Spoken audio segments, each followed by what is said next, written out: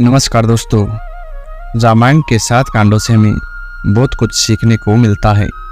Number 1, Balkand. Balkand प्रभु को अति प्रिय है क्योंकि उसमें छल कपट नहीं होता। विद्या, धन एवं प्रतिष्ठा बढ़ने पर जो अपना हृदय निर्दोष निर्विकारी बनाए रखता है उसी को भगवान प्राप्त होते हैं। बालक जैसा निर्दोष निर्विकारी दृष्टि रखने पर ही राम के स्वरूप को पहचान सकते हैं। जीवन में सरलता का आगमन संयम और ब्रह्मचर्य से होता है। बालक की भांति अपने मान सम्मान को भूलने से जीवन में सरलता आती है। बालक के सम्मान निर्मोही एवं निर्विकारी बनने पर शरीर अयोध्या बनेगा। जहाँ युद्ध वैर ईर्ष्या नहीं है वहीं अयोध्या है। नंबर 2, अयोध्या कांड। ये कांड मनुष्य को निर्विकार बनाता है।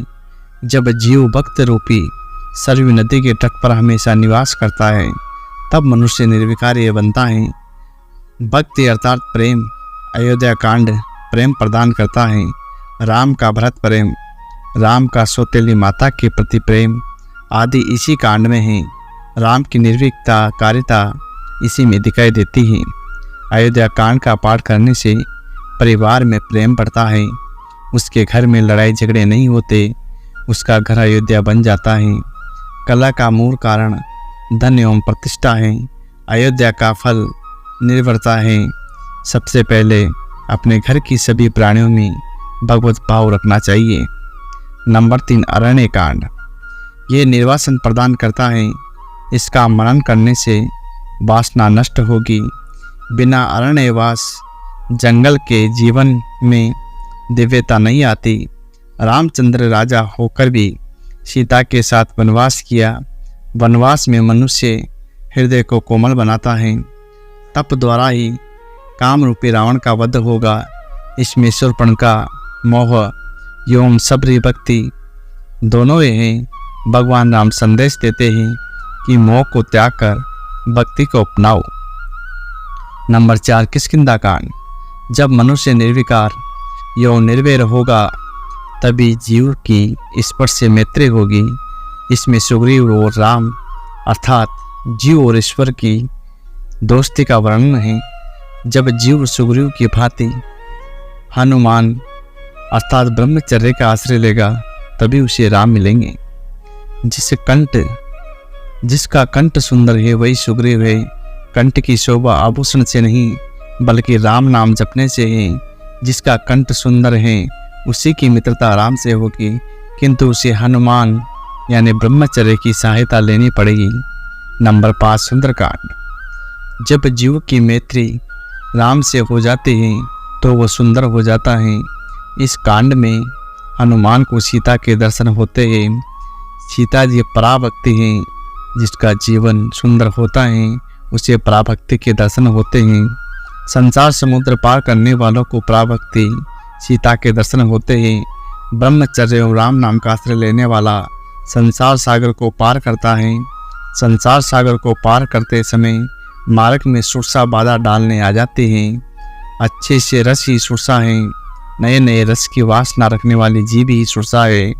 संसार सागर पार कराने की कामना रखने वाले को जीव में को वश में रखना होगा। जहाँ पराभक्ति सीता है वहाँ शोक नहीं रहता। जहाँ सीता है वहाँ अशोक वन है। नंबर 6, लंका कांड। जीवन भक्तिपूर्ण होने पर राक्षसों का संहार होता है। काम क्रोध आदि ही राक्षस हैं। जो इन्हें मार सकता है वह काल को भी मार सकता है। जिसे काम मारता है उसे काल भी मारता है। लंका शब्दों के अक्षरों को इधर उधर करने पर होगा काल।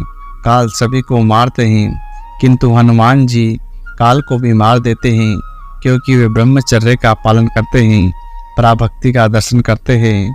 नंबर 7 और अंतिम कांड उत्तरकांड है।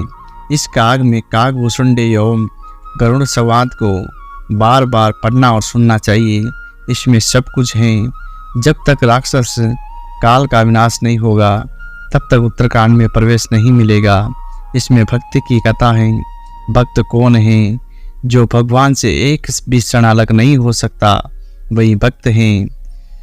पूर्वार्ध में जो काम रूपी रावण को मारता है, उसी का उत्तरकांड सुंदर बनता है। वृद्धावस्था में राज्य करता है। जब जीवन के सभी पूर्वार्ध में युवावस्था में काम को मारने का प्रयत्न होगा, तभी उत्तरकांड सुधर पाएगा। अतः जीवन को सुधारने का प्रयत्न युवा अवस्था से ही करना चाहिए। तो दोस्तों, ये थी रामायण संबंधित बातें। अगर आपने रामायण को गौर से पढ़ा और उनके एक एक शब्दों को पढ़ा तो निश्चय ही आपके जीवन में शांति और आनंदमय जीवन व्यतीत होगा। इसी के साथ जय श्री राम दोस्तों।